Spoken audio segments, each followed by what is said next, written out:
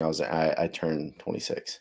A week for you, so then you Yeah, turned so 26. technically I was like the tail end of 25, The but tail we'll end of say 25. 26. Right. Nice. That's amazing. What did you Hmm. guys do? Did you guys do a ceremony? Just at someone's house, one of our clients who's a really good friend of ours. We literally did it Nice. at her house. Yeah. That's amazing. So Kick what ass. what I had hoped for is like in the next years, whenever that house turns into like a slum, Hmm. just like over the course of just Right. Of you course. know depreciating and stuff like that, we Hmm. pull up with our kids and be like, "Look, that's a spot right there where that meth head's cooking pipe right there." That's where Yeah, that's where we got married. I know. Yeah. Anastasia and I, we've driven past the courthouse, and it basically just looks like a jail. All the government Of buildings just look course, like yeah, jails now. yeah, And we were like, "Look, sweetie, that's where we yeah. got Just lovely sight. in some random tiny office. That's where we got Yeah, married." exactly. Um, okay. So you're buying a house. You put an offer down. Hmm. How much is 5 acres in a house in Oklahoma? How much does that run you? Um, it kind of depends. Like, it's still the market right here. The market around here is crazy. But what kind of helped our situation was that it was a company that moved this guy to this location for Hmm. business and stuff like that. So like Right. they're moving him again. So it's like they just want to do a quick turnaround and sell. Right. So they didn't mark up the price or anything that was too outrageous, and it put us at a comfortable spot still with like mortgage and stuff like that. But Hmm. we're getting around like 3,000 or so for it. For what? A month? No, no, no. That's the total sell of the house. 300,000. Yeah, yeah, yeah. I thought you okay, you said 3,000. I was like, I'm "What is sorry. going on in I'm Oklahoma?" sorry. I can't. That's Yeah, like, I need my to go brain's there all and buy jargled. My buy bad. 800 acres of Yeah, Oklahoma land. exactly. Yeah. Oh, that's Hmm. amazing for 5 acres. God Hmm. damn. And a house on it too. Hmm. Yeah, I don't even think there's a single property that the government if there's a single property in my zip code that is 5 acres, I think the government owns it. There's no Of way. course. Yeah. There's nothing. There's none Because what you're there's still in nothing more than Virginia, an acre. right? Yeah, do you Yeah. recognize this? Yeah. Yeah, Yeah. Yeah. Yeah. Okay. I'm back in the DC condo right now. That's right. Yeah. Okay. Yes. Yeah, so we just well, Nice. yeah, so we're here for the weekend. I Uh have to go huh. back down to North Carolina. I have my last practices there. We're doing like a big training camp on Saturday, and Hmm. then we go back up to DC, and I'm back in DC now for like another 2 years. So I can finally get my local business going again. Nice. Um, yes. Also, everyone, okay, I think we're going on YouTube. People are starting to filter in. Um, all right, we're welcome to the Mark Ripito Biweekly Fan Club. I think the last one was 3 or 4 weeks ago, Dude, it's so been a maybe we minute. can. It's been a minute. Good. See, it said my microphone stopped working. Can you hear me, Chase? Yeah. Are you speaking through your computer? I don't know. Who knows? We'll figure it out. But in any situation, we're going to There's talk. a nice little delay, but it looks good. Amazing. That's all. That's all that matters. Yeah. So I mean, by the way, yeah, I told you I'm having a kid. Anastasia's like 12 weeks along right now. That's You know right. that? Yeah. Yeah. Yeah. Right. Yes. So now you need to get a Phoebe pregnant so we can have kids Dude, right at the same no, time. not right now. Come No. on. You need more stress in your life. Yeah. Exactly. Our little kids can grow up in first grade together, Chase. Hell yeah. Yeah. Um, okay. Mark Crypto Biweekly Fan Club. We're talking about BJJ. We're in an interesting situation. I've been doing the combat sports since 2012. Hmm. And ever since then, I've been doing some form of grappling on average, I would say 5 to 9 times a week. It's pretty rare for me to get a week where it's like three, you know. Um, Mm. I think the longest I took off was whenever I was in Hawaii for that whole medical fiasco, and that was like a Yeah. month. But other than that, the entire time I've just been grinding away. So this is basically my entire life is working in these sports. Most of my clients do these sports as well, and I counsel them on how they should, be practicing, how they should be doing their sports, how they should be doing their strength and conditioning work. And then Chase, on the other hand, started. How long ago did you start, Chase? November of last year. So it's been what, like 3 months? Yeah, three Something month like that. anniversary. Amazing. Yeah. Yeah, there you go. So Chase started BJJ 3 months ago, and it Hmm. was from a client at your gym, correct?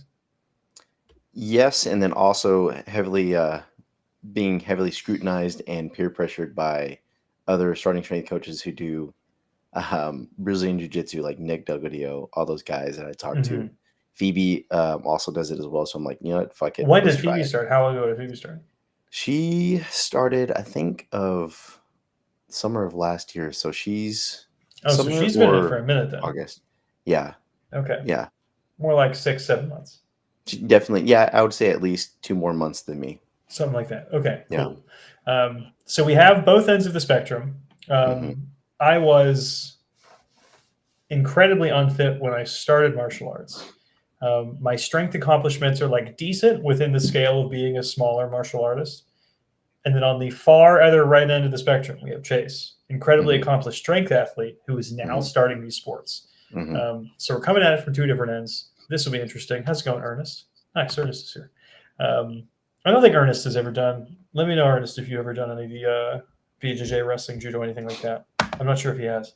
But yeah, so that's what we're talking about today. I'm curious to hear Chase's impression about what these practices have actually been like for him, what his gym culture is like, how hard things are for him, and when you're observing other new people, how hard things are for them as well. So what gym are you training at? Right now, I train through a gym that is affiliated with Rafael Lovato Jr., so the Lovato School. Rafael Lovato Jr. has been a huge component in Brazilian Jiu-Jitsu. I think what is the four that that are kind of like the big time tournaments? So he's done Worlds, he's done like Nogi, he's done Bellator. He's a Bellator champion. This guy is just he's a hell of an athlete, just a freak of nature. Yeah, but he's one of also the old heads. Essentially, they're Yeah. kind of like founding fathers of it in America. And then Yeah, because I think he's one of him them. and his father started their first school in Oklahoma City, and after that, like it bloomed up, and I think that's whenever America kind of got really the big bug. Also, a few other people too of Brazilian Jiu-Jitsu, but again, like that. Even though being a very highly skilled athlete and being at the elite level, like the guy, how he brings his teaching and then breaks it down is kind of similar to us in the way that we have models and principles, and it makes complete and utter sense. Versus you get someone who has a really prestigious name, you buy into that, and I'm sure like you've seen it, Alex, where like you buy a franchise or like what I'm not going to name drop, but just whatever school it is, and you go in and it's just whatever the black belt is teaching that day, whatever the professor's doing, and it's really complicated for someone who's new, but they structure it to where it makes a lot of sense, going from basically the white belt, no stripe, all the way up to blue belt, and then after that, you kind of find your own little way of working around things and what works for you and stuff like that. Yeah, one interesting thing is that like some places run things as, I don't have the piece of paper next to me actually, but I was just at Ryan Hall's Academy 50/50, and I just had a printout of their schedule, and every hour of the day, there's a few hours a day that's slotted out for privates, but it's like an intense schedule and structure. They run it like a formal business. They're like every single thing you could possibly want, it's here from sun up and sun down. People are doing martial arts in this room. Whereas a lot of other schools, and I'll call them, I almost don't want to call them schools or academies. I want to call them more clubs. A lot of those clubs, it's more just like there's a dedicated competition team, and then whatever the competition team is working on, it's like trickle down learning, essentially. For me, I'll be working a specific throw or a specific takedown, and then as the best one in the gym, I end up teaching these things, and everyone else kind of gets that trickle down version. And that is one thing that the culture, as it's becoming more of an established business and more of an established thing, where like you can make a really decent living running a BJJ academy. Or running a mixed martial arts school or academy as well. I don't know what we call them, academies. I don't know what that one. Like you're not taking a kid from 6th grade and exactly. It's not like a boarding school. And controlling every little thing he does. Yeah. Exactly. Yeah. I think academies sometimes hesitate to use that word. But they're definitely institutions, because I mean, the thing that we kind of pride ourselves on here at Starting Strength is like we have a definition of what is coaching, what is teaching, and it's all distilled down through the movement model and the model that we teach, and again kind of cue and we coach through. It's the same thing with these highly specialized guys who created these schools and these institutions that again are breaking down the model and then making it make sense as they're coaching, teaching, executing the movement to whoever they're applying it to. Yeah, it's one of those things where like I would say out of, let's say if you take 10 amazing national or international caliber athletes, let's say 20, one of them is going to be a good coach or like able to communicate it. It's actually quite rare. I was just at our big Winter Nationals camp, and it was like about like 140, I think it was like 144 of the best guys all in the same room. and then I was asking a lot of people questions, I was like, all right, I have these people's ears, I'm lucky enough to be in the room. I'm going to try to ask people's questions. Some of them were able to very concisely and fluidly explain exactly what they're looking for. Other of them, they don't even know what they're doing. Yeah. They're just like freaks of nature. They're actually just amazing athletes, and they can't really sort of distill down what they're doing.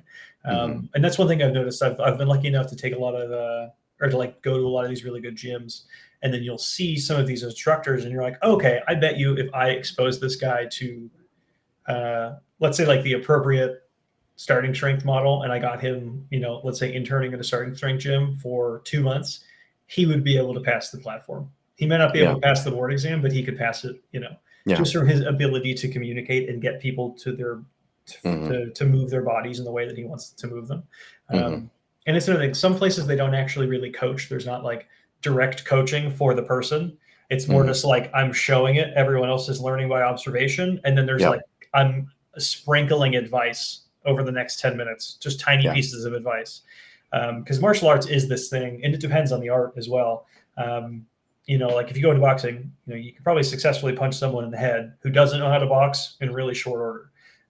But for, other things like judo, for example, or like Muay Thai to get like a great, or like a Dutch kickboxing, anything, to get a really good head kick or to get a really good throw, that's going to take you years and years and years. Yeah. It's not something you'll just be able to do immediately. So it's built into the instructor's expectations, where it's like, I'll see someone who's new and I'll be teaching them something.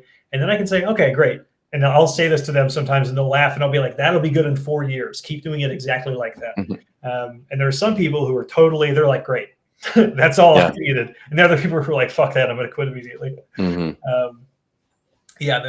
quality of that is coaching it's so drastically different. And that kind of ties into Ernest's question. So how many people are kind of coaching or teaching at the gym that you're training at? How many times a week are you training, Chase? Currently I do twice. So I stay it's structured to where in the days that I go to, I have the essential ones class. So we're going through the first 3 stripe of the white belt curriculum, and we're just rotating that through. So we're going through it until, right now I have about on average about 10 people in that class. I assume we're not going to change until all those 10 people have those 3 stripes, right? And then from there, we continue the education. After that, like once you go through that first essentials class, you are then welcome to come to the more experienced class, like the essential 2, where it's like, green belt and above, where now they're not really working on something specific, but it kind of builds off of whatever the black belt is wanting to do, the professor. So for example, if we're working something like spider guard, we're going to go through spider guard, and we're learning to now how to go through how to get out of it, how to do throws, how to all the stuff, again, pertaining to the spider guard, and then building it off of there, right? Same thing with just like your half guard stuff, half guard passes, going into mount, and it all goes back to now let's get back on top, because this is how they structure their school, is like, look, the mount is the most dominant position, so we want to get you back on mount, right? Yeah, all these places have different, like colors and themes, and that is one thing that, like, if you're in the grappling world, I kind of identify them, like, so I've been at random gyms with people on Notepad. I'm like, oh, did you kind of absorb this? Like some people who kind of do really slow pressure passing, I'm like, okay, that's probably like a Riviera guy, and I'll ask him, and he'll be like, yeah, and I'll be like, okay, great, I can kind of tell that immediately. And then in judo, like our really good school up in Boston, they've kind of disseminated all this really good grip fighting information. And I'll see people using their system, and I'll be able to identify it immediately. And I'm like, okay, you've been up in Boston, things like that. Yeah. So it's like, it's getting so much more structured. And it would be like, Chase, I think if you started like 15 years ago or 10 years ago, you would be like, wow, this is fucking awful. Yeah, because that's what I've heard a lot of, like the longtime guys that have been there, like the brown belts, the black belts, and some even like the purple belts that have been there a long time. It's like, dude, it was a fucking scrap just going in there, and you're just getting the shit beat out of you every single day. Now it's just like, it's way more calm. Yeah, so like there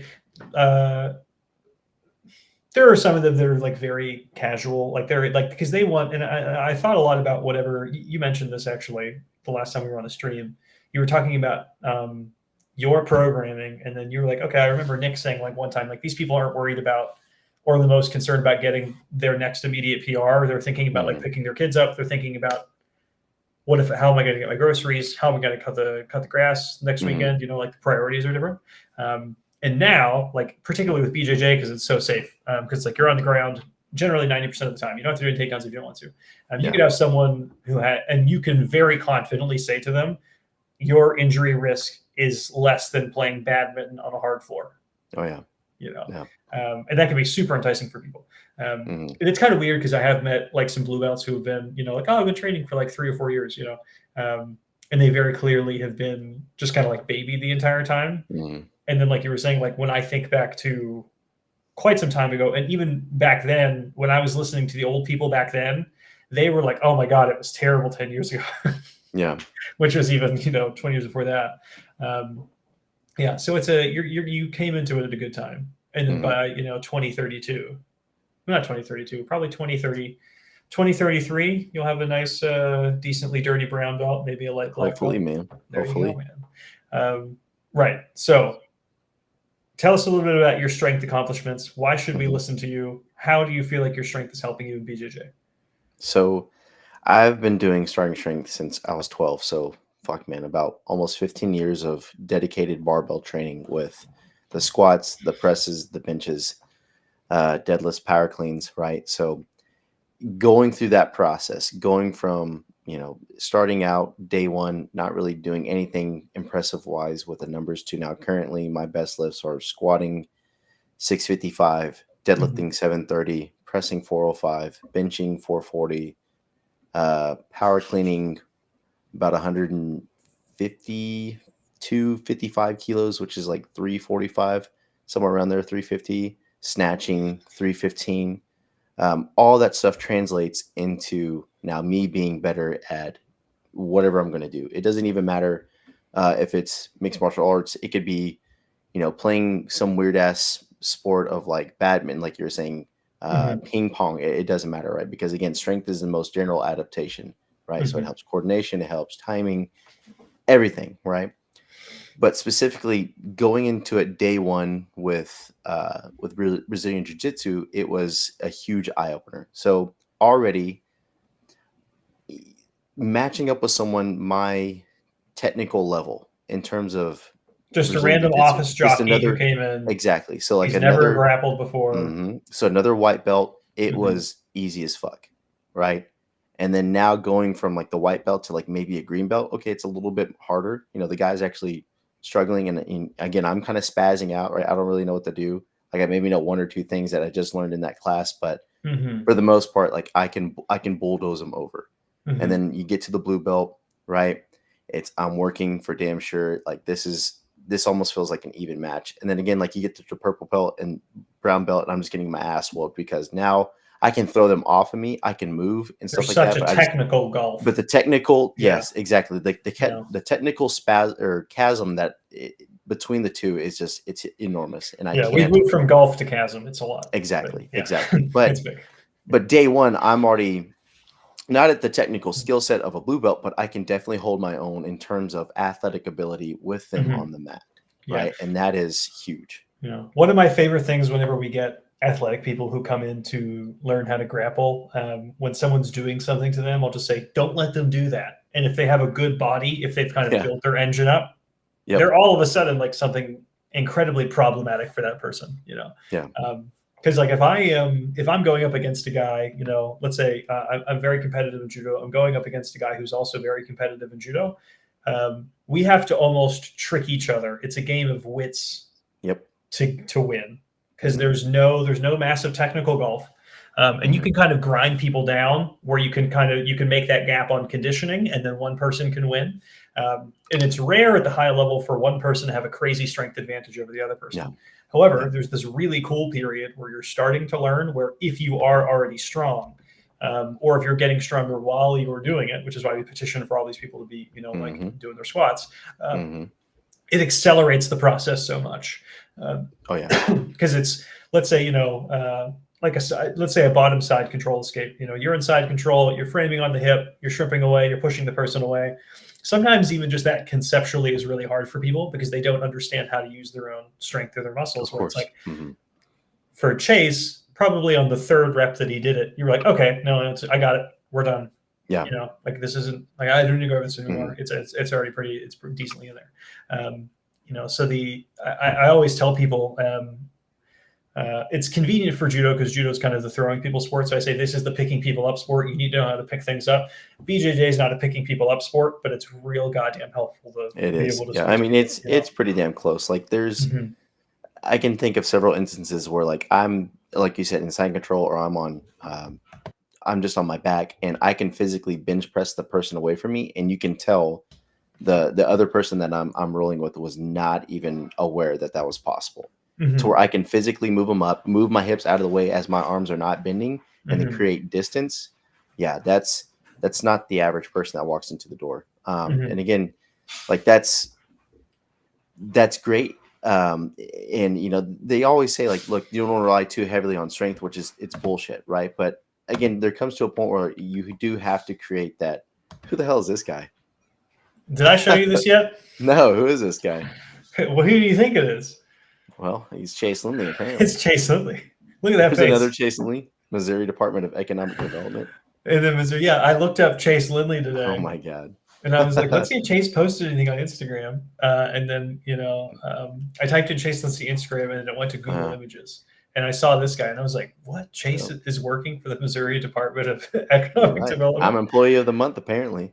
Your employee of the fucking month, man. Look at that smirk, by the way. Look at that thing. I know. He Look at that looks, smile. I'm not gonna lie, he looks crooked, but fuck He's a him. happy guy. Yeah. We're gonna leave him up here for this. But yeah, so like I'm trying to think of other activities that you may have done, Chase, that where strength is like, makes things so easy because you've been such like a uni sport athlete. Mhm. Um, Well, but football too, yeah. but just like daily activities, Mhm. or fucking around and playing around with like friends, just going into a normal game. Like I remember, this is after school and stuff like that. After college, we're playing sand volleyball. Right, I'm more athletic on the court now Shirts because I off. can. Exactly, Yeah. Top Gun type style. I'm drenched in sweat, like oiled down. I'm hitting the ball great, but again, like I can make movements that are split decision, right? I can cut, I can plant without that hesitation of, oh fuck, this didn't feel right on my knees, or just again, Mhm. it's so natural now to whatever sport I'm doing. Mhm. Again, there is that little hump of like I got to learn a little bit of like the finer stuff with the technical stuff, but again, Mhm. the strength is, like I said earlier, just the foundation to everything. So It's the again, if you're bottom of the strong, food yeah, pyramid. Yeah. exactly. Yeah. It's And just going to help you with everything. there's no two ways about it. I mean, we would run into this problem occasionally in our college judo club where we would have, some younger guys come in who were like too functionally weak to really do anything. And it's like, listen, you could come to practice and like just absorb technical information, but you can't learn it because you can't even do the techniques appropriately. Like, I need you to Hmm. pick a guy up and throw him over here, and you're too weak Hmm. to do that. So you can look at it, but that's not going to be a good use of your time. The better use of your time is going to be, lifting some damn weights. Hmm.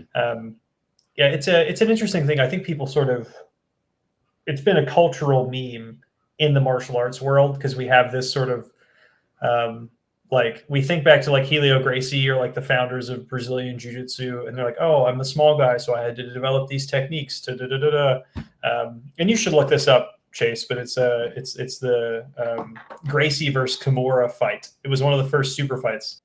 Hmm. There was this Japanese judo star named after, and then one of the Gracies. I'm pretty sure it was Helio. I think it was Helio, yeah. But essentially, Hmm. Kimura was a very large Japanese man. He was like 6'2", weighed like 240. Oh fuck. His neck Yeah. was just like this. He was just a brick shit house of a guy. Yeah. And then he threw the shit out of the Gracie guy multiple times, kept trying to knock him out by throwing him into the ground. Yeah. Pinned him, broke one of his arms, like just ravaged the guy. And then because we really like underdog stories, we are like, wow, he was able to defend himself from this because he was using technique and Brazilian Jiu-Jitsu, as opposed to the story of this big fucking judo guy slammed him into the ground 6 times and then broke his arm. There's two ways to look at that story, Exactly. So you have your founding myth of Brazilian Jiu-Jitsu, which is like the small guy, super cool technique can save the day. And it's nice if you're like a 120-pound woman or a 140-pound guy and you're just starting and you're brand new and you're like, oh, this is why I should be doing this. But then you have someone who comes in on day one who's like Chase, who's like, I've pulled 700 pounds. there's no way on earth you can train for 20 years that you'll be able to stop me. You know, that's the thing. So have you started learning any stand up, Chase? Have you started learning takedowns? I have not much, but man, I couldn't even name like the moves, but definitely like just some kind of like no-gi wrestling type stuff where it's just, we're sprawling, we're doing single leg takedowns, Perfect. maybe simple grappling stuff like that. And right. it's like as soon as I latch on, and again the professors, even like the upper belts are just saying like, yeah, like I'm fucked. Like if I get you around the waist, I'm gonna pick you up and it's gonna be the end of it. Like I'm gonna dictate where you go. And everyone can feel that too. Is like if you've ever been like horsing around with a person, just like fucking around with like family members, and someone picks you up, that is, you are absolutely defenseless. You can't do shit at that point, right? So that's been very eye opening and stuff like that too. Like again, like it's still that technical aspect that I'm losing, but again, if I can just raw strength it, I can grab your ankle, pick you up, get you closer to me to where we're hip to hip, I'm going to win every single time. Yeah, I'm excited. At some point, I'll travel with you, and then we can do some grappling, and then I'll be like, "Yay, fly through the air." But yeah, it is an interesting thing that people don't focus on it almost as the primary, and I think part of it is also there's a business aspect to it. Because if I'm running a school, and then some kid comes in who wants to live out his anime fantasies of learning martial arts. But he's 2 weeks to really kind of do anything effectively. I'm going to say, like, you need to spend your time one-to-one doing both, but I'm still going to focus on getting this guy the membership into the gym. You know what I mean? So martial arts schools aren't just going to say you're too fucking weak and shitty to do anything. No. So you need to go and, go lift some weights, go eat some food and go some weights. And that is a problem. But one thing I have noticed is that over time, when I kind of got into all of this, the martial arts culture was almost all like calisthenics. It was almost all like resistance bands, jumping over shit, calisthenics. And then when I got past a certain level of skill and I started talking to kind of like the guys who were doing really well at collegiate nationals, all of them could pull 556. All of them were really strong already. They looked like they were 4 years older than everyone else because they probably hit puberty earlier. They were already really good. And then you get to the higher level, like the senior nationals level, and all of them were just strong as shit.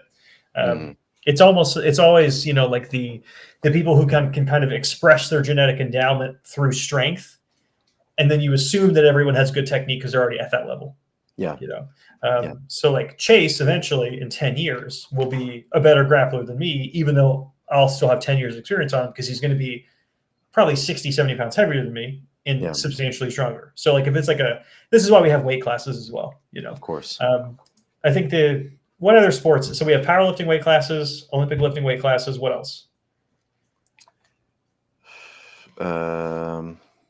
They don't really have one in in any throwing events, but everyone knows that like all the throwers, the shot putters are massive. Yeah, they're just massive. There's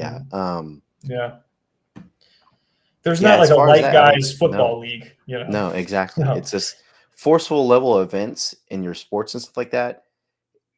Usually everyone's big as fuck as much as their frame can handle, right? And again, like what you were saying is like, there is some parameters put in place to kind of help certain people who are like, 5'6", who will never be 242 pounds unless you're Ed Cohen type shit. Like we don't want you to be that big because then you start losing, certain aspects of your strength and stuff like that. I wouldn't say strength, but just your ability to perform. Life quality. Exactly. Wipe your ass quality. Yeah, exactly. But again, if you have the genetic endowment of height and a good frame to just be as strong as you fucking possibly can, and you're playing a very forceful event, you need to maximize it by just getting strong as hell. Yeah, it's like it's a recognition. We don't recognize it on its face. Like no one says strength is the most important thing for martial arts. Yeah. But we do know that there are weight classes. And like we're thinking about, there's not like a heavy triathlon and a light triathlon. It's just a triathlon. Yep. There's rock climbing. It's almost always gated by height. Most of the best climbers are also really tall. They need of course, their arms as long as humanly possible. You know what I mean? But they're bird-like too, because again, exactly. You can't be, like 200 pounds rock climbing. Yep. Yeah. Every ounce counts. And it's like the NBA, for example. There's not like the Light Guys Basketball Association. Exactly. Like no one would watch that. That's not the point. No. So martial arts is one of those things where we have these weight classes, and that's another cultural thing. It's just like, tiny guys want to do martial arts too. It shouldn't just be the biggest people doing it, Mhm. Then every martial art would be sumo wrestling, which is cool as shit, by the way. You would probably be really good at sumo, Chase. Maybe I don't Should know get the sumo. rules, but it You would be just kind of push fun. the other guy out of the circle as hard as you can. There's no submissions in it. No, so if anything touches the ground except the sole of your foot, you lose. Oh fuck! And That's you can do interesting. open hand. You can do open hand strikes to the face, and really anywhere. Really? So the guys, they just come out and they're basically just Fucking- pummeling in as hard Yeah. as they can, and then headbutting is fine. So they just charge at each other with their Oh, heads. dude, that's You cool got to as watch fuck. sumo sometimes, man. Damn, I do. I got to send you the picture of Send the me some skull links, of the man. champion sumo wrestler. It's so funny. His It's brow ridge indented. is just like it's like a rhino. It's just like it has a Yeah. big protrusion right here, just from headbutting. Yeah, that's awesome. But yeah, so like we understand that there are weight classes, and the weight classes are functionally strength classes. And when you have an exceptional athlete, like even for those of you who watched the UFC card last night, like the athletes, they weigh exactly the same. Their conditioning is generally the same. Sometimes you'll see kind of a drag out thing that lasts the entire time, but generally, whenever someone is like overwhelmingly better at the takedowns or overwhelmingly better at the striking, it's because there's a discrepancy in how much power they can output. Yep. It's about exerting your strength quickly, which is really what matters. So many of these martial arts, they'll focus on the plyo work, they'll focus on the explosivity, but they won't actually focus on the strength work. So it's like if you give Chase has basically been doing, he did strength work for what 12 years, and then started doing plyos for the last 2 years. Yeah. If we just consider Olympic weightlifting a big plyo exercise. Yes, just displays of power at that point, right? Yeah. So now it's still thinking lumps of like technical work again, right? So yeah, it's definitely I would say so that. that's really all you could ask for Yeah. in an athlete. You know what I mean? Start when you're young, do a lot of strength work, and then start doing your plyo work after you're already strong. Yep. And then so many people make the mistake of not being strong. And then what happens is they just try to do all the plyo work, and they're like, I feel like I'm really fast, but I'm losing to these people. And you can feel this a lot more in grappling sports than you can in strength sports, or I mean, not strength sports, in striking sports. If someone's really great power puncher, you're like, okay, I can feel this sort of impact.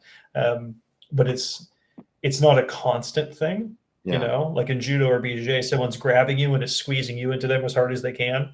It's much more noticeable in that realm. Same thing with wrestling. So it's like Chase, for example, like if Chase locks into a body lock, his body lock is just going to be nigh impossible to get out of. If Chase could only deadlift 400 pounds and weighed the same, his body lock would be much easier to get out. Of course, yeah. So that's sort of the thing.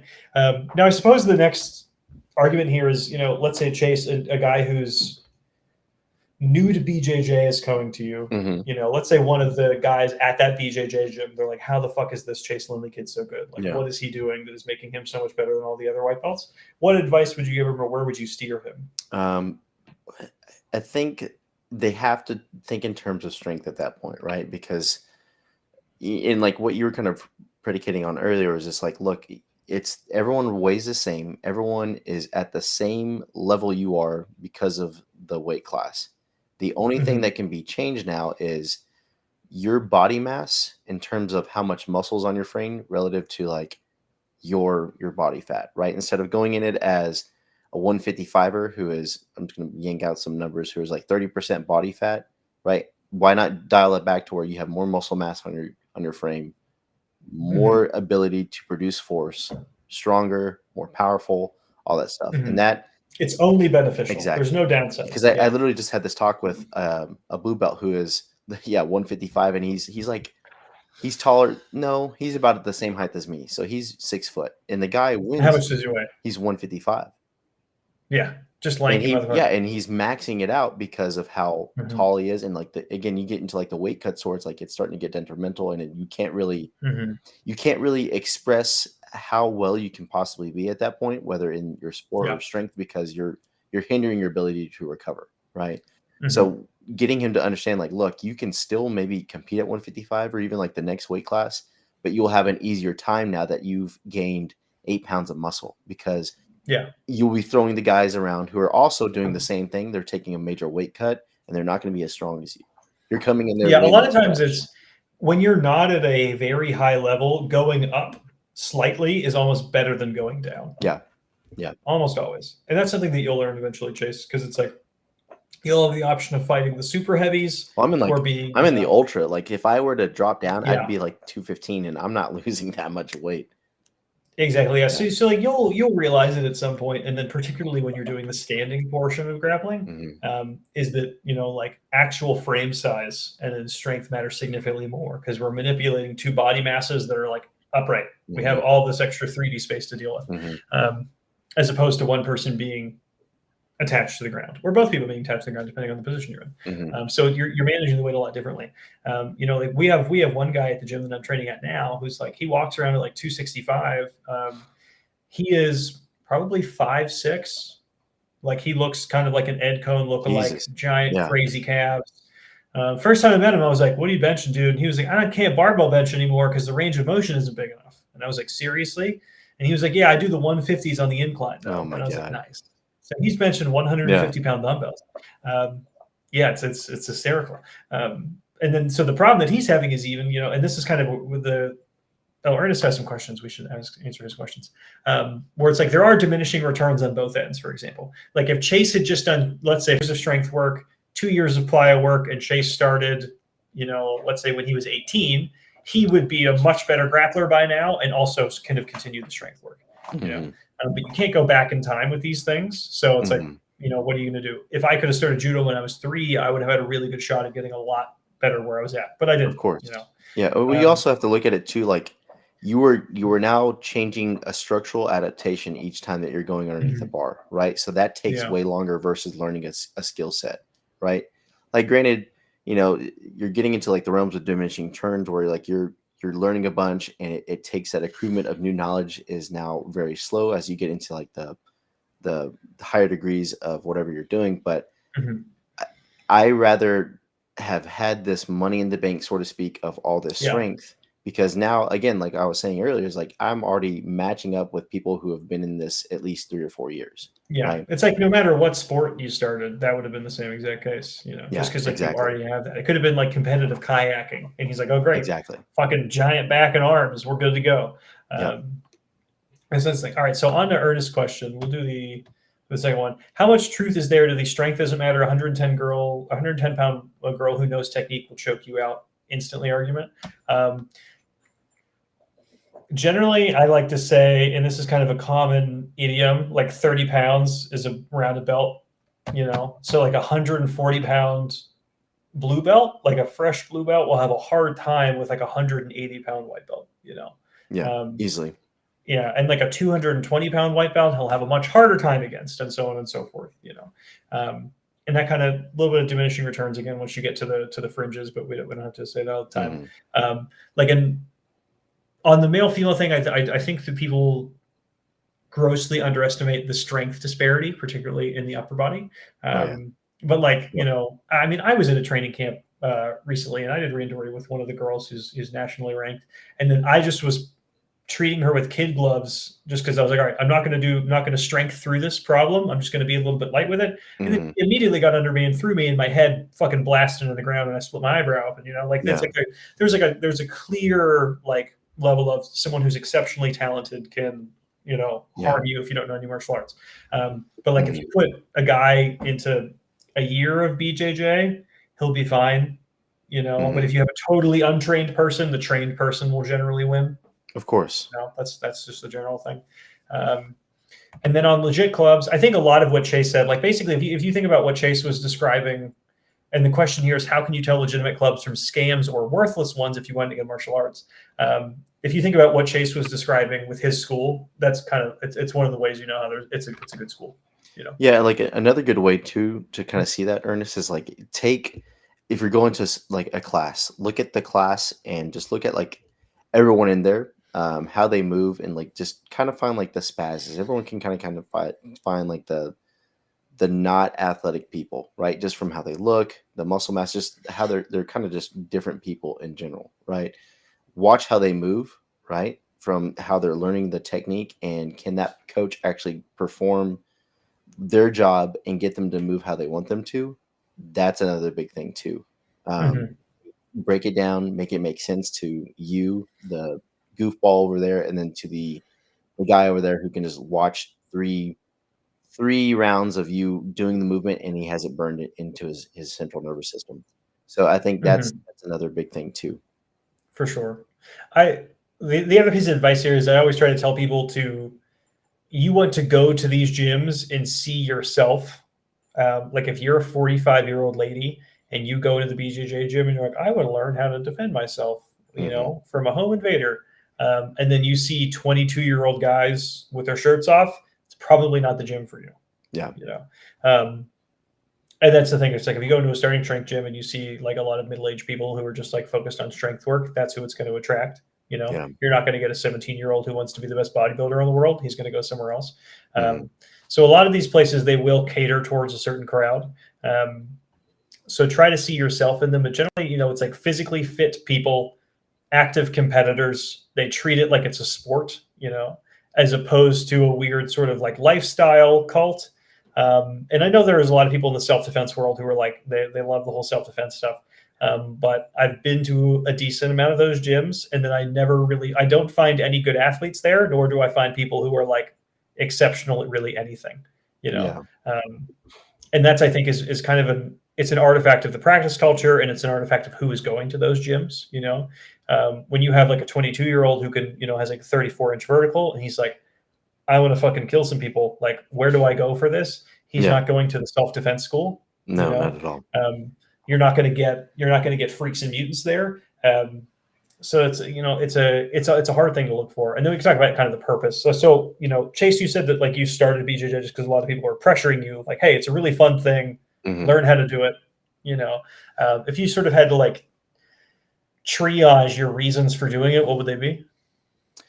So one, it's the sport element. So I see it as right now I can't spend as much time the way with my work schedule and just what I'm doing right now Mm-hmm. outside of sports with training for Olympic weightlifting. Mm-hmm. I would have loved to continue that, but again, it's like I still can, just not at the same degree. And I Right. rather now learn a new skill set so that way Yeah. I can attest the model. So that's my another reason is that I'm doing this from like another coaching standpoint of like, okay, so I've heard strength is really good, but why is it good? And then now actually seeing this in a different realm besides a Mm-hmm. barbell, I'm like, oh, this fucking makes sense. Right. Right. So there's that aspect. And then one again, like the other reason, like a third would just be like, yeah, it's for that knowledge. Okay, I know how to fuck you up. Instead of just relying just totally on my strength. Right. Mm-hmm. Right. But Yeah. The definitely guys who are it like, satisfies. I'll just see red. Yeah, exactly. That bullshit. I'll take care of myself. Yeah, exactly. I don't want to be that Yeah. guy. But it, Yeah. it satisfies my lust for learning something new.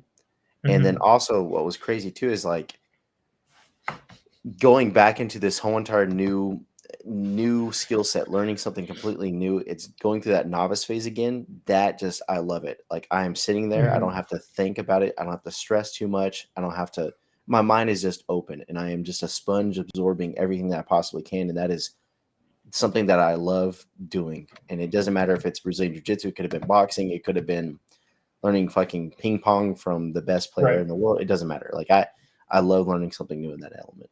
Ping pong is really fun, Chase. I would tell you. I'm Yeah. considering it. I went back in DC. I'm like, oh, I should go to the ping pong clubs here. Yeah. But yeah, so to going through those reasons, yeah, learning how to learn skills is very good because you do see those Mhm. roadblocks. I mean, like I have a lot of clients who have worked with other coaches before, starting strength coaches or not. There's definitely Mhm. a bit of both. And because they're doing sports, they'll say like, hey, like I had a really hard time communicating with these people because they only had experience in the realm of barbell training. Like they only kind of understood the bodybuilding world. They only understood the strength training world. And Mhm. then when I'm talking about these things like, hey, I was checking kicks last night and then my shin feels like there's no bone marrow in it anymore. It's like a weird feeling. And then like you Yeah. don't know it until you have it. And then how do Yeah. you adapt to that? And it's like, we'll just squat anyways, whatever. Things like that. So it's Mhm. definitely going to make you a better coach for sure Definitely. by, Definitely. by, by a huge amount, just because it's like, you also get a lot better at explaining things. Like eventually, I think I got a lot better at martial arts when I started teaching martial arts. You know? Of And course. this is the same reason that we have people teach at the seminar. You know, Yep. it's because they can kind of understand things and they can see things that are going on. You know, yeah, absolutely. And then I would say so what were the reasons again? It was learning a new thing. Second one was testing it to the model. So, okay. you know, it kind of slumps into the first one where you're learning a new thing. But again, Right. it's like, you know, I've been told since I was basically born, like, hey, do things this way because it's going to be the best, most efficient way. Is that necessarily true? Like, Yeah. will the squatting actually make me better for this movement I do?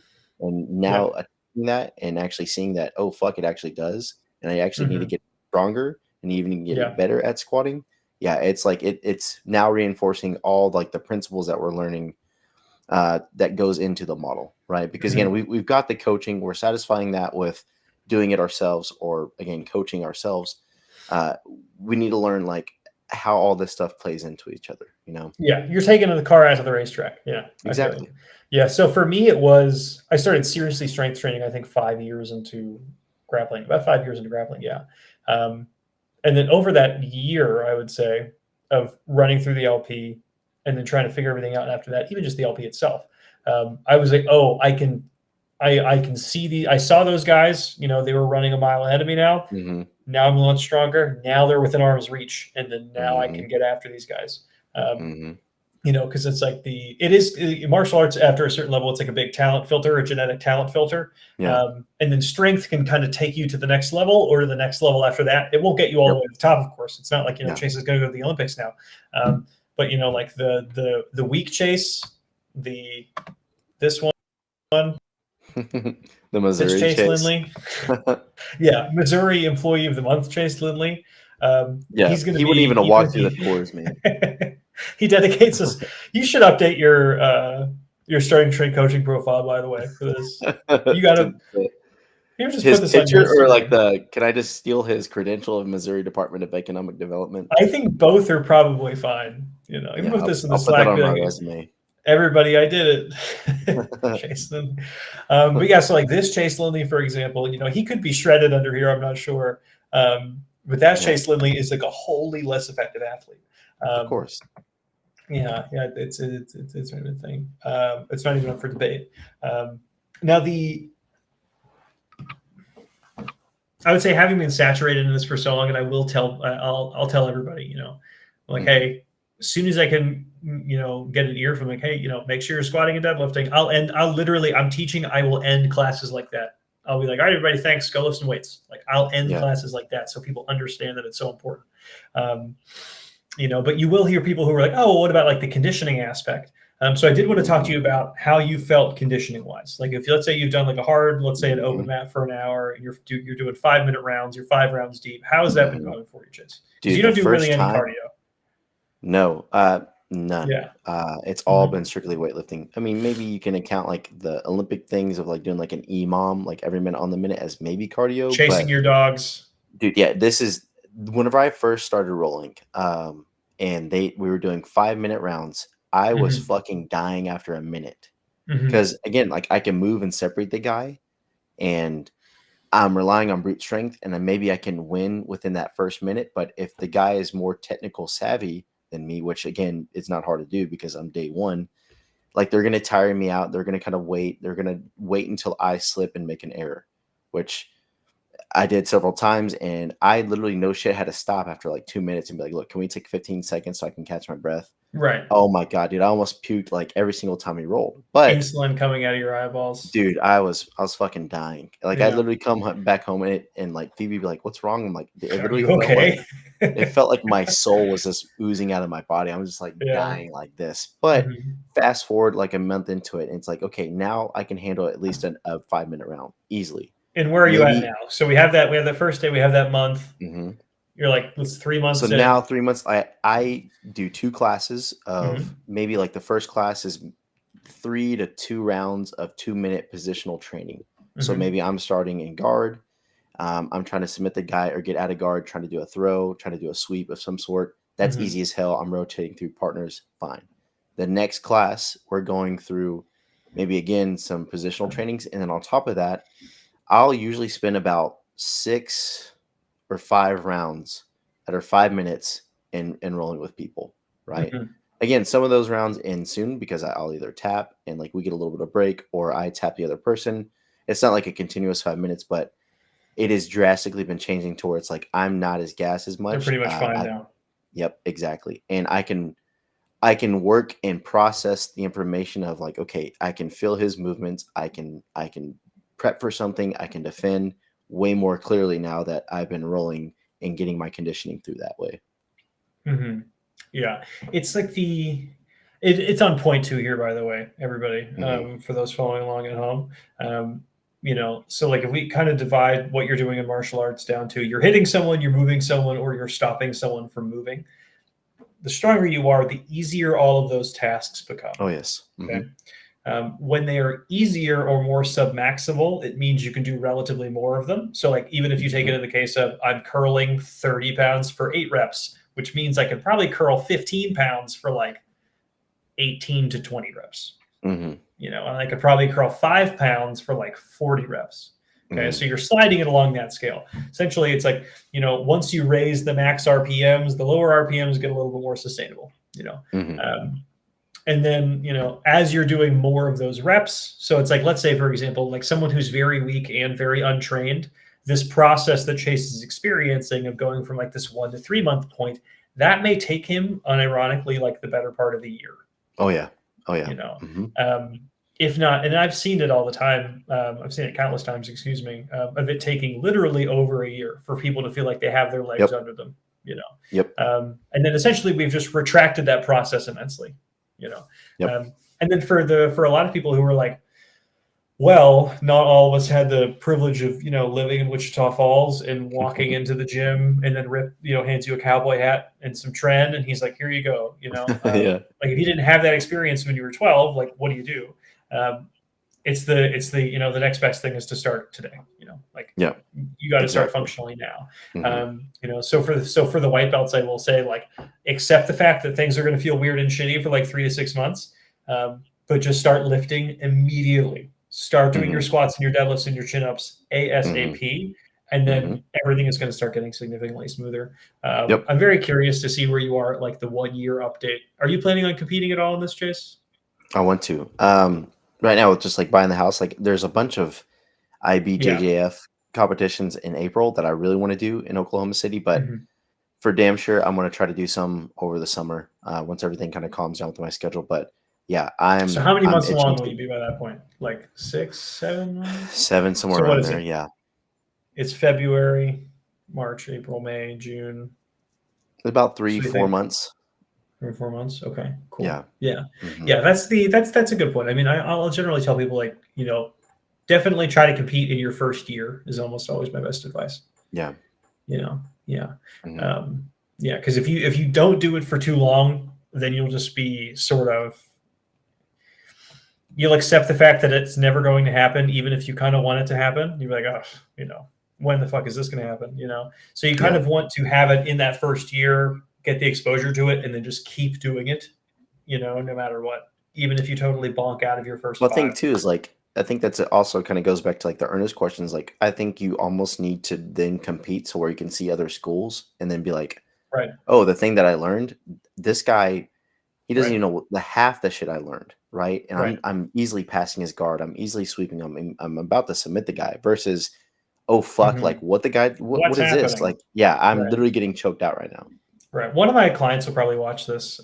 Nick, if you're out there, shout out to Nick. He's been doing BJJ for like 16, 17 years. He's a black belt in Vegas.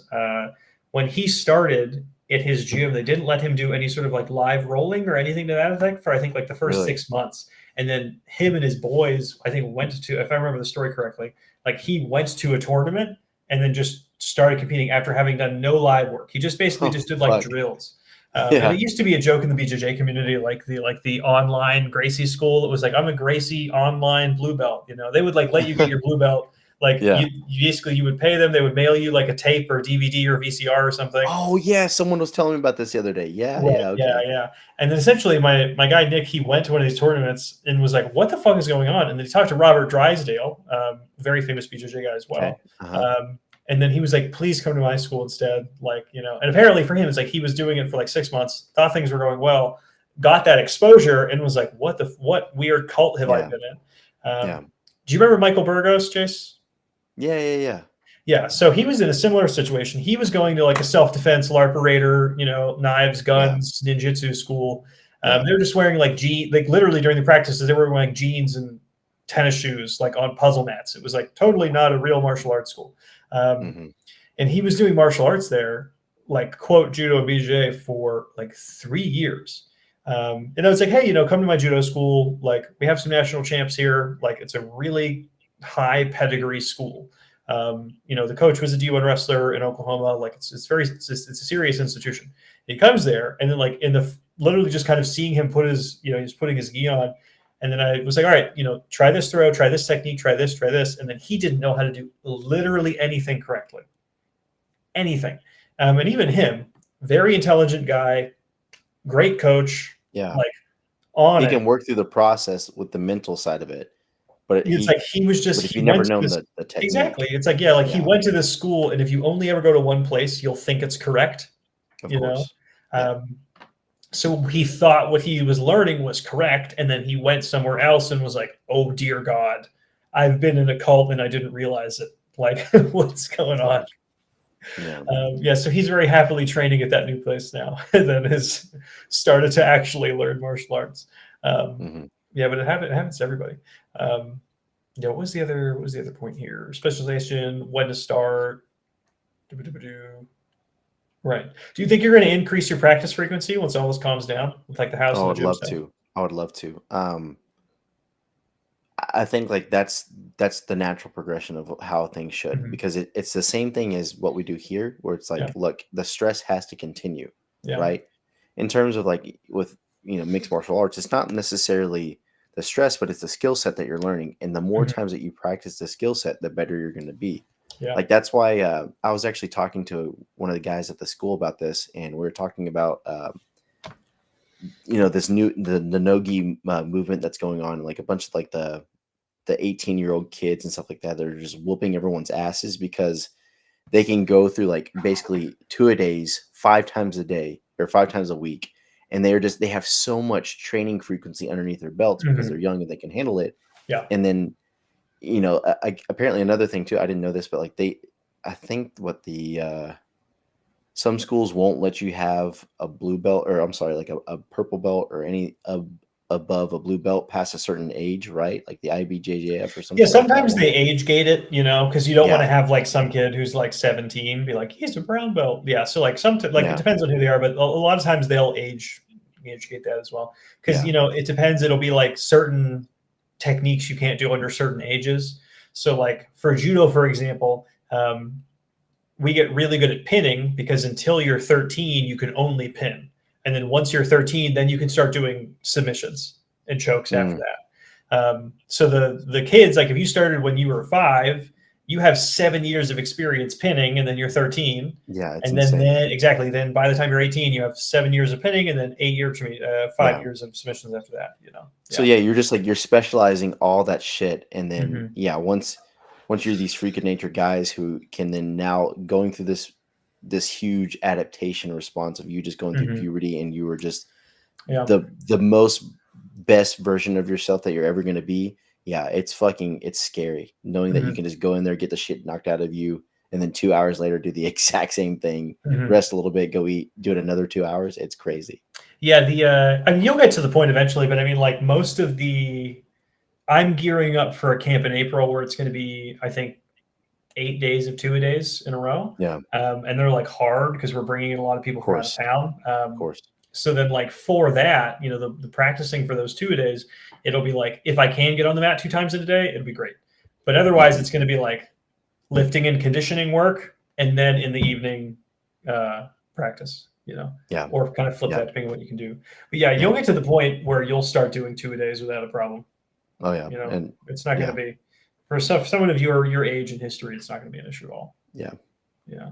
The one thing I will say though is that while you can, you know, try to divide your time between gi and no gi.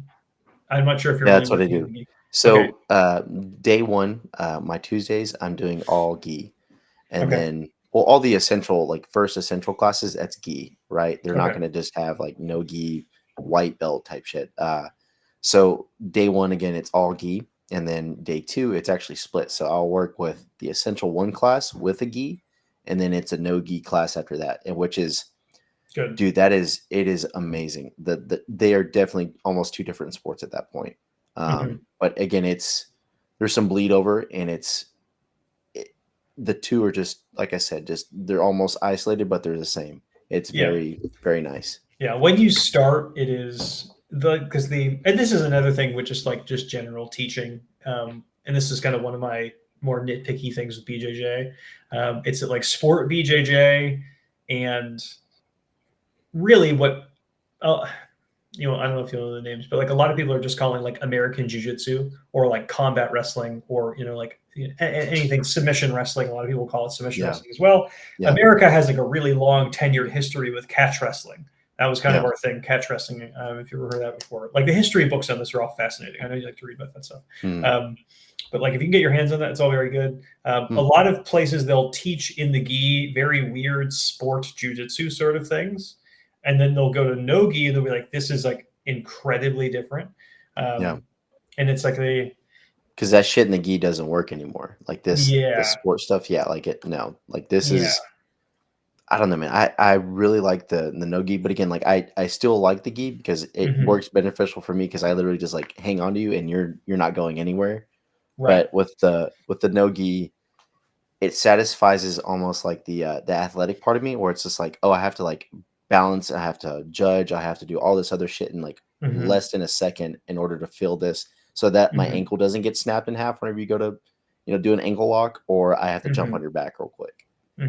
Yeah, I think and I just had a conversation with a new client about this. Like, if I have to design a new person's schedule and they can get 3 practices a week, it's going to be like one dedicated stand-up class, one dedicated gi on the ground, one dedicated no gi on the ground, and like make sure that's times even. So like, just advice for you in the beginning, and I'll say this with a lot of times, it's like we have like guys with really high level jiu-jitsu pedigrees at the school that I'm at now. And then they're like baby ducks on their feet with their wrestling and their judo. Like, it's just not good. It's because the skills for standing up, like literally being on your feet, interacting with the ground, holding your body weight up, holding other people's body weight up, it takes a long time to develop. And you'll have guys, particularly guys who have like a really pure Brazilian track, they'll be a totally different person on the ground. They'll be the hardest roll you've ever had in your life on the ground, but when they're standing, it'll feel like they've been doing it for like 6 months, So make sure you're getting as much stand-up time as you possibly can, and I think the self-defense people oftentimes overlook that, for sure. Yeah. I don't know. Have you trained at any other gyms yet, by the way, or only this one? No, only this one. Okay. But I don't know. Again, like I know what I said earlier about like testing it out. Like I still strongly feel about the curriculum. I still feel. It sounds like a great place. Everything is going good. Yeah. Yeah. But yeah, I definitely I need to. Well, I think kind of answer your question about like why do like the gun kata guys and all this other shit not really worry about the stand up is because well, it's just like you want to create distance, right? Where it's like even in kind of Brazilian jiu-jitsu, I kind of notice that where it's like you're pitting your leverage against the other person. So it's like, why do I need to worry about standing up? Because what I need to worry about is either getting into a more dominant position, which is me being on top of you, you're on your back. So it's like let's not necessarily worry about that until maybe I go into a competition type mindset of, okay, yeah, we got 2 weeks to really practice throwing and shit like that, which I don't really like. But again, I'm a white belt. I'm not trying to get fucked up. I'm not trying to have everyone, have no membership in my school. So I understand like we're not throwing the fuck out of each other right now. Yeah. That is the thing where it's like the stand-up sports like judo and wrestling and sambo as well. They're like childhood pipeline sports. Yeah. Like it's so exceedingly rare to see like a 35 or 40-year-old go into those and then stick with it. Like my last practice was Saturday, so yesterday. I probably took like 30 falls and then did 5 really hard rounds of randori. And it's like for most, you can probably go through 2 months of BJ, maybe even more than that, and then not physically hit the ground that many times. Yeah. You know? Yeah. Yeah. And then when I think like self-defense situations, I always think like somebody jumps you at a 7-Eleven, like you're standing up, the worst thing you could possibly do is have them push you over and fall over, you know? Yeah. Yeah. So the stand-up stuff, just make sure you're working on it. That's just my biggest advice. Yeah. Yeah. That's like my passion point for people, is to make sure they see going on. I've definitely, like, they've gone through several different throws and stuff like that, which I like. But again, you also, you kind of have to take into account with like your other partner that you're rolling with, and like a lot of them don't want to like, oh, you want to fucking stand up and like let's throw each other type thing. But there's a few of them in there. There's a few of them in there in the school that are like, they're crazy enough to be like, oh yeah, fuck yeah, let's do it. So I'm like, yeah, let's do it.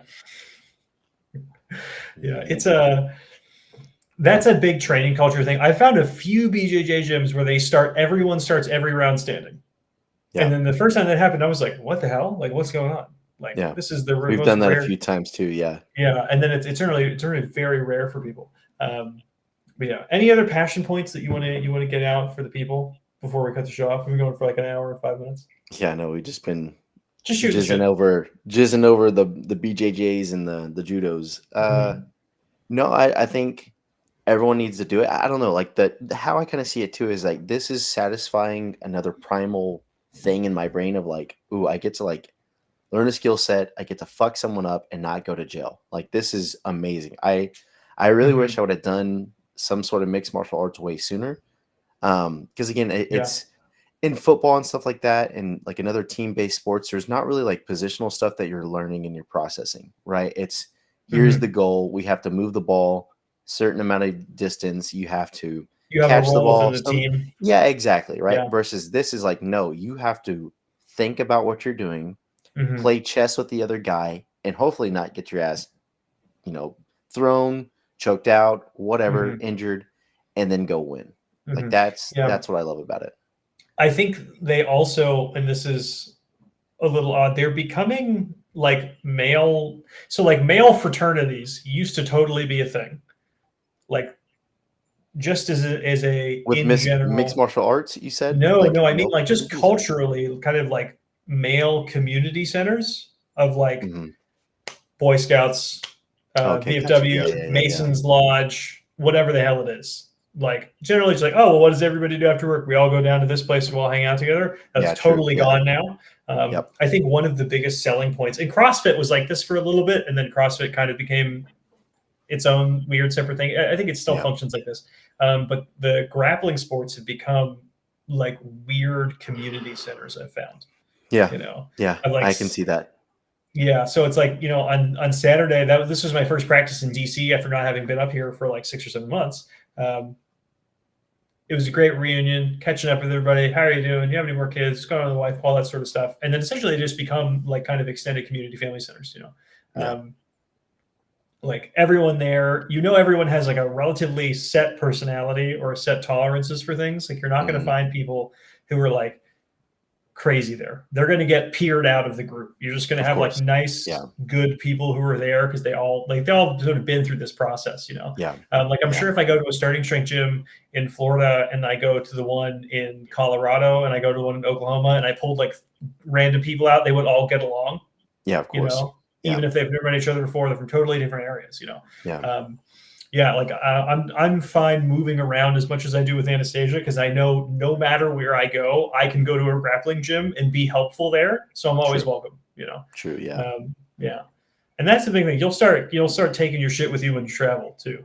You're like, oh, I'm going on a vacation. I've already done it, dude. I've done it with several times at the seminar. I'm like, hey, Nick, you want to come and roll? And it's just, it's me and him, and everyone's like, what the fuck y'all doing? And you're like, hey, you're not in this club, dude. Like, fuck off, type thing. You're not part of. Are you going to be at the April one? I don't know yet. I hope so, but I don't know yet. Let me know. That's when I'm coming in. Gotcha. Okay, I'll bring my gi and we can touch each other then. I think I'm not sure if I'm getting in. I'm getting in because last time I got snowed. I got fucked with the weather because I went to the February one. Yeah. And I asked Bree. I was like, Bree, can I please go to the April one instead? So we don't get any snow with that. But I'm getting in. I think on Friday at like 8 in the fucking morning. Oh, I'm leaving. Wow. I'm leaving DC like 6 in the morning and getting to Texas at like 8 in the morning on Friday. Nice. Okay. Yeah. So I have the whole day. But all right. Thank you all very much for watching. I think we got a fight to watch. Where can we contact you at, Chase? Is it here Just still? Instagram. Yeah, Yeah, still all I that stuff. checked your fucking Instagram, Chase. You Dude, I haven't haven't done posted shit. I anything know. I haven't done shit. in I like haven't a done shit. I year. need to. I know. I'm lazy Oh about it. my I need to do God. something. You could start posting shitty BJJ content of That's you what. pinning Yeah, white I belts. know. Yeah, exactly. Does Phoebe come with you to your practices? No, Is no. she at a lot of them? Well, this is funny is like what she picked up real quick is like everyone, like you were saying, is like it's just you fit into that niche and like once and there's a culture and there's already a mindset established there and like I already like fit well into that. It's like, oh, like you're not a bitch and you're not gonna like pussy out or you're not gonna just do anything that is not the norm here. We love you. So like all the guys are now just like, hey man, like what do you do at the gym and like can I come in and train with you? I'm like, yeah. Why Come are on. your So boobs so big? Why is your yeah, ass so exactly. big? Dude, they're already What's she's going so on? pissed off because it took her the longest time to get comfortable. Whereas me, it's like it took like 3 weeks. And you're in there Yeah. for a day. Yeah. I'm just like, oh dude, yeah. I know everyone by name now. Yeah, I know like what Yeah, perfect, of what they course. earn, how many kids, you know, their social security number, all that shit. I know all of it. Yeah.